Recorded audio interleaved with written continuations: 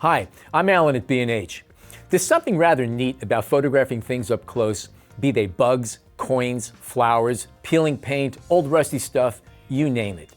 And if you're interested in getting the highest level of detail, it's best to use a macro lens.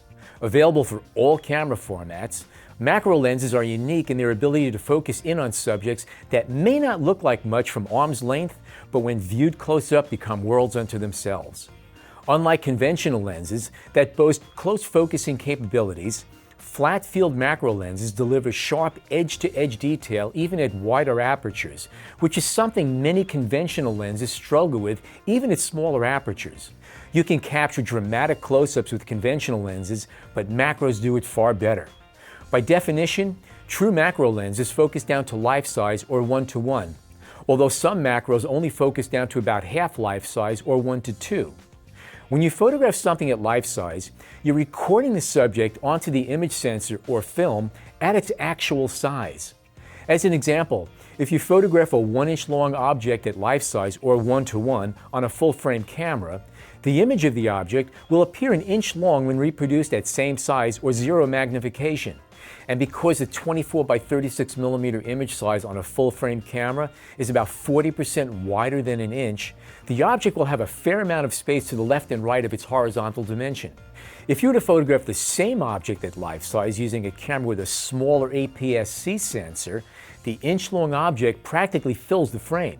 Photograph the same object at life size with a micro 4/3 camera, and the object will spill off the edges of the frame altogether. In each of the pictures, the object is being reproduced at life size, but because APS-C and micro 4/3 sensors are physically smaller, the objects appear larger in the frame, even though all three images are captured at the same magnification. Macro lenses are manufactured in a choice of focal lengths, ranging from normal through telephoto. If your goal is to illustrate a close-up of your subject in relationship to its environment, a macro with a wider field of view would be the obvious choice. But if photographing at close range will spook your subject and scare it off or cast unwanted shadows, a telephoto macro lens is a far better choice.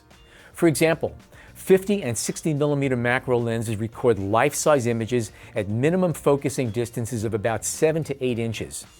By comparison, the same subject photographed at life size with a 105 millimeter or 200 millimeter macro lens requires an additional 12 to 18 inches between the camera and the subject. This greatly reduces the fright factor while diminishing the chance of casting shadows on your subject when photographing at close range.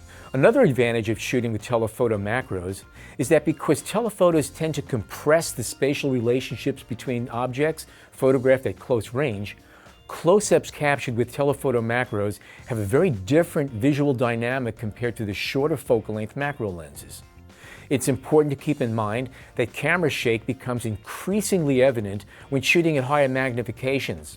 As such, it's always a good idea to use a tripod or monopod to ensure sharp results when taking macro photographs. If you're on the market for a macro lens and the lens you're interested in features image stabilization, strongly consider it.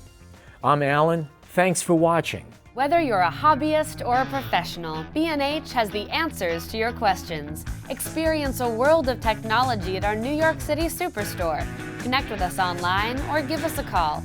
Our staff of experts is happy to help.